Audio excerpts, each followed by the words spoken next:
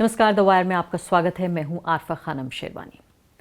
दरबारी सरकारी मीडिया नरेंद्र मोदी जी के लिए क्या कुछ नहीं करता। नफरत फैलाता है, चरण वंदना करता है, दंडवत हो जाता है, जो वो चाहते हैं वही कहता है, वही करता है। तुम दिन को अगर कहो रात तो हम रात कहेंगे, जो तुमको हो पसंद वही हम बात कहेंगे। यानी तमाम तरह से पिछले 10 साल में आप ये देखिए, जो कुछ नरेंद्र मोदी और भाजपा और आरएसएस चाहते हैं उसी तरह से बिल्कुल उनके प्यादे बनके, उनके फुट सोल्जर बनके वो काम करते हैं दिन रात। ये तमाम एंकर्स और रिपोर्टर्स जो दरबारी सरकारी मीडिया के जरिए एम्प्लॉयड किए हुए हैं। लेकिन क्या आपको ये मालूम है कि सिर्फ नरेंद्र मोदी नहीं बल्कि उनके दोस्तों के लिए भी क्या कुछ कर सकता है मीडिया? इस बात का पर्दाफाश पिछले 4-5 दिनों से हुआ। मैं यकीन जानिए, आप इन मीडिया के लोगों को, वैसे मैं टीवी चैनल देखती रही, न्यूज़ देखने में कुछ अभी टीवी पे ऐसा बाकी नहीं है कि जिसके लिए उसको स्विच ऑन किया जाए और देखा जाए कि क्या चल रहा है टीवी पर। सिर्फ और सिर्फ आप अपनी टेंशन बढ़ा सकते हैं, अपना खून जला सकते हैं कि देश का क्या हश्र कर दिया। लेकिन टीवी छोड़ दीजिए, आप थोड़ी देर के लिए अगर सोशल मीडिया पे जो क्लिप्स हैं, वो तो मजबूरी है, काम का हिस्सा है कि अगर ट्विटर या फेसबुक या इंस्टाग्राम उस पर भी आप देखने की कोशिश करें तो आपको पता चलेगा कि पिछले लगातार एक हफ्ते से ये चरण वंदना, ये तमाम तरह का प्रोपेगेंडा जो हो रहा है वो नरेंद्र मोदी नहीं, उनके मित्र मुकेश अंबानी के जो बेटे की शादी हो रही है, शादी भी नहीं हो रही है बल्कि एक प्री वेडिंग फंक्शंस हो रहे हैं, शादी से पहले के कार्यक्रम हो रहे हैं।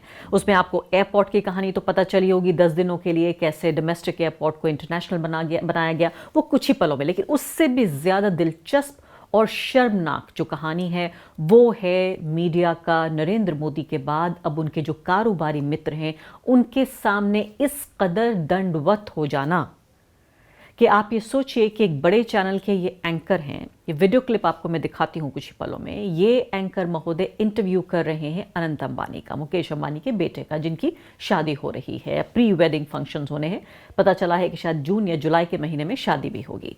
तो इनके इंटरव्यू के दौरान ये बताया जा रहा था कि कितने दरिया दिल हैं ये अनंत अंबानी, कितने ज़्यादा बेहतरीन इंसान हैं, कितनी करुणा है, करुणा का कितना भाव है इनके मन में, कि सिर्फ इंसान ही नहीं जानवरों की भी इतनी परवाह करते हैं कि अभी देखिए बहुत सारे सताए परेशान हुए जो हाथी हैं, बड़ी तादाद में उन हाथियों को शरण देते हैं, उनको मानसिक और शारीरिक जो स्वास्थ्य है उसकी देखभाल करते हैं। बड़ी खुशी की बात है, मेरा भी दिल थोड़ी देर के लिए पिघल गया, आप यकीन जानिए। लेकिन उसके बाद राहुल कंवल ने जब पूछा उनसे कि भाई ये खाते क्या हैं, तो उन्होंने बताया कि देखिए एक बूढ़ी शेरनी यहाँ पर ये हथनी है और ये चूँकि चबा नहीं पाती है, खा नहीं पाती है, तो इसके लिए हम खिचड़ी बनवाते हैं और इसके लिए गन्ने का जूस निकाला जाता है जिसको पीती है, इस तरह से उसका ख्याल रखा जाता है। तब राहुल कंवल फौरन ये कहने लगे कि अच्छा तो मुझे बताइए कि कहाँ बन रही है खिचड़ी। वो उनको खिचड़ी खिलाने के लिए लेके गए, वहाँ पर दिखाने के लिए लेके गए।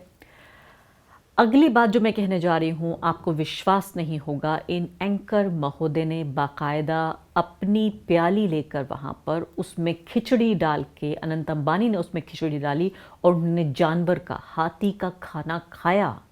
और ये खाना खाने के बाद उन्होंने ये कहा कि इससे बेहतर खाना तो मैंने नहीं खाया, आज दिन में जो मैंने खाना खाया था उससे कहीं बेहतर तो ये खिचड़ी है। जर्मन भाषा का एक शब्द होता है फ्रेमचेमन, उम्मीद है कि मैं सही प्रोनाउंस कर रही हूँ, लेकिन इसका भाव ये है कि दूसरे के बिहाफ पर, थर्ड पार्टी के बिहाफ पर अगर आप अपमान और शर्मिंदगी महसूस करें तो ये फ्रेंडचेमन नाम का शब्द होता है। बड़ा ढूंढ के मैंने आपके लिए निकाला है, हिंदी में पता नहीं कि इसको क्या कहा जाएगा, लेकिन अगर दूसरा व्यक्ति कुछ इस तरह का काम कर रहा है जिससे आप शर्मिंदा हो रहे हैं, ये मैंने फ्रेंडचेमन मैंने महसूस किया जब मैंने इनको देखा, एंकर महोदय को।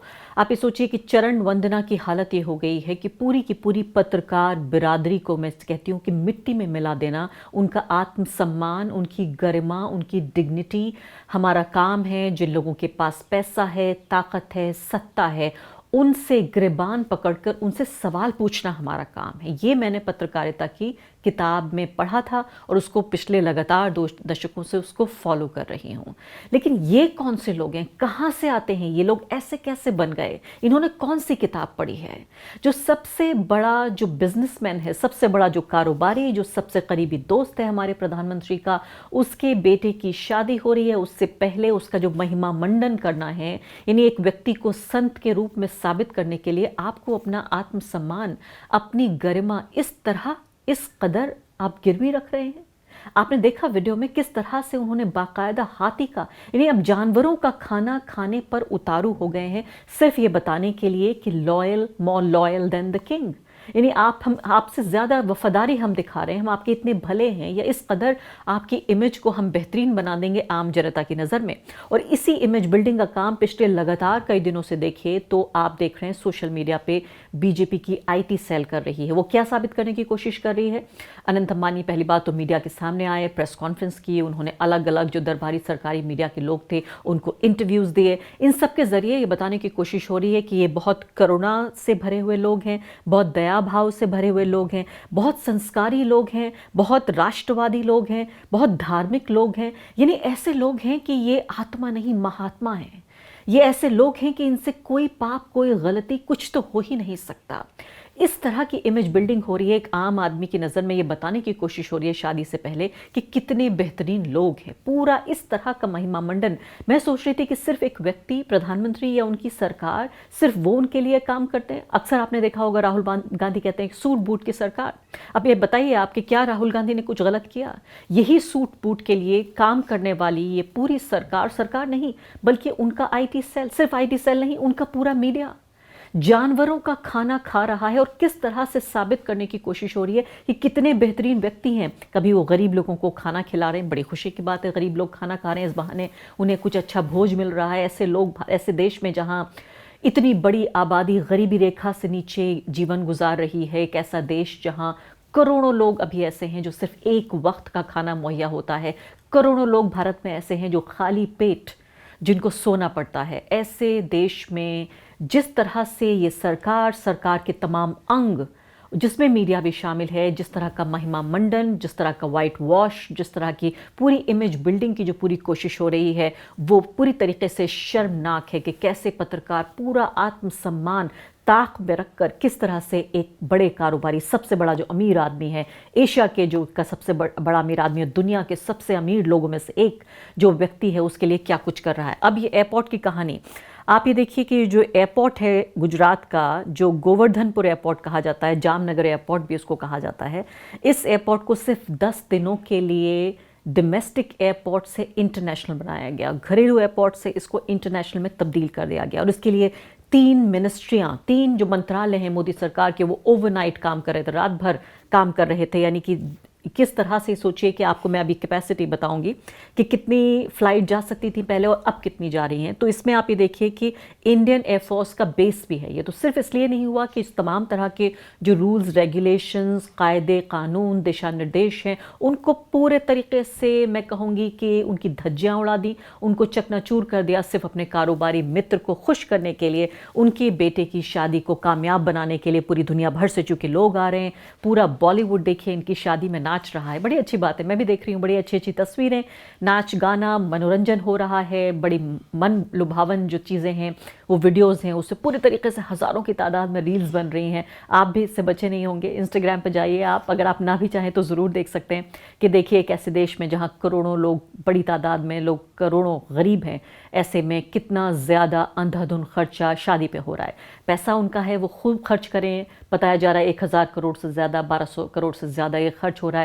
मुझे उससे गिला नहीं है, गिला ये है कि इससे किस तरह की एक प्रतिस्पर्धा पैदा होती है, ख़ासकर वो उस मिडिल क्लास में जहाँ के लोग हर तरह से बॉलीवुड और ये जो बड़े लोग हैं, सेलिब्रिटीज़ हैं, उनको कॉपी करना चाहते हैं और उसी तरह की शादियाँ करना चाहते हैं। तो वो लोग, ख़ासकर जिनके घर में कई बेटियाँ हैं, वो लोग जो गरीब हैं, उनमें एक तरह की हसद, एक तरह का मैं कहूँगी एक इंस्पिरेशन तो शायद इसको नहीं कह सकते, लेकिन एक तरह की एक प्रेरणा का काम करते हैं कि आप कर्ज लेके भी किसी तरीके से बड़ी शादियां करें, वो लोग जिनकी गुंजाइश नहीं है।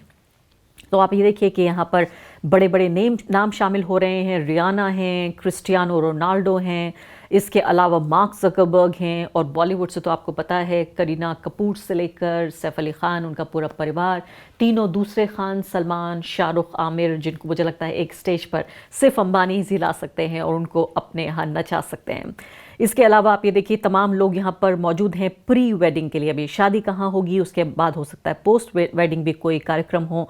ये जामनगर में ये क्यों हो रहा है ये भी मैं आपको बताऊंगी। लेकिन आप ये देखिए कि 25 फरवरी से 5 मार्च तक के लिए तमाम जो इंटरनेशनल फ़्लाइट्स हैं उनको यहाँ पर अलाउ कर दिया गया है। वैसे तो कहा जाता है कि बड़ी लाल फीताशाही है भारत में, एक फ़ाइल एक जगह से दूसरी जगह मूव होने में सालों गुजर जाते हैं, तारीख पर तारीख और तारीख पर तारीख मिलती रहती है, लेकिन यहाँ 10 दिनों के लिए एयरपोर्ट को बाकायदा इंटरनेशनल बना दिया गया। यानी कि पूरे जो रूल्स हैं उन्हें इस तरह से झुका दिया गया कि अंबानी जी के दरबार में मोदी जी के दरबार में मीडिया, या मैं कहूँगी अंबानी जी के दरबार में मोदी और मीडिया दोनों, मोदी जी और उनकी मीडिया दोनों फिलहाल नज़र आ रहे हैं। तो ये अंबानी और उनकी जो मर्चेंट फैमिली है, यानी जहाँ से वो लड़की आती है राधिका, उन दोनों के बारे में कि उनके अलग अलग ग्लोबल तमाम पूरी दुनिया से गेस्ट आने वाले हैं, और वहाँ पर बाकायदा क्वारंटीन की फैसिलिटी भी बनाई गई है जिन लोगों को इसकी ज़रूरत हो। और इंडियन एयरफोर्स ने जो टेक्निकल एरिया है उसको भी अलाउ कर दिया है कि वो वहाँ भी, उसको भी आप इस्तेमाल कर सकते हैं। आप सोचिए कितनी संवेदनशील बात है जो मैं आपको बता रही हूँ। तो जो एयरपोर्ट के जो अधिकारी हैं उन्होंने बताया इस रिपोर्ट में, उन्होंने कहा है कि ये जो एयरपोर्ट है ये 140 एयरक्राफ्ट यहाँ पर आएंगे, और ये छोटा सा एयरपोर्ट है जहाँ पर सिर्फ छोटे 6 एयरक्राफ्ट, 6 जहाज़ आ सकते थे, और 140 एयरक्राफ्ट आएंगे यहाँ से गुजरेंगे। और जो साइज़ है, एयरपोर्ट अथॉरिटी ने बताया कि वो 475 स्क्वायर मीटर से उसको 900 स्क्वायर मीटर कर दिया गया है, और ताकि 360 जो मेहमान हैं 180 के मुकाबले इतने लोग यहाँ पर आ सकें। ये तमाम डिटेल्स मिल रही हैं कि किस तरह से इन तमाम चीज़ों को झुकाया जा रहा है और लोगों को भी वहाँ बढ़ाया गया है। जाहिर है तमाम तरह का जो इंटरनेशनल जो इमिग्रेशन का पूरा प्रोसेस है उसको वहाँ सेटअप किया गया होगा। यानी सरकार अगर चाहे तो वाकई काम कर सकती है। सरकार अगर चाहे तो बहुत सारे लोगों की, करोड़ों लोगों की किस्मत बदल सकती है अगर इस रफ्तार से, जिस रफ्तार से यहाँ पर काम हो रहा है।